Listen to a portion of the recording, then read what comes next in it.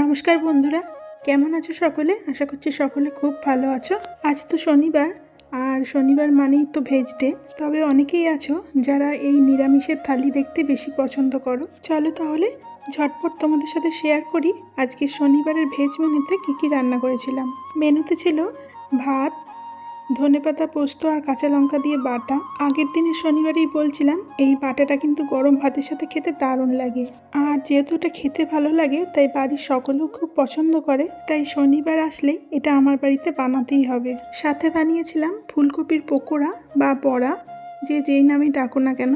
সঙ্গে ছিল পেঁপে দিয়ে মুগের ডাল, ধোকা ফুলকপি আর আলু দিয়ে একটা ডালনা। তবে এই ধোকাটা কিন্তু কর্তামশাই মিষ্টির দোকান থেকে রেডিমেড কিনে এনেছিল।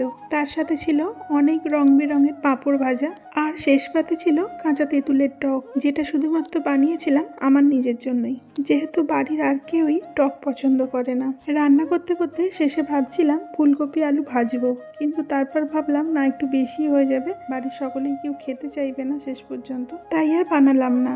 যাই হোক, এই ছিল আজকের নিরামিষের মেনু। আর এই সামান্য নিরামিষের থালি তোমাদের কেমন লাগলো জানিও কমেন্টে।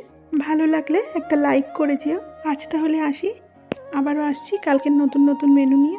ভালো খাও, সুস্থ থেকো, বাই।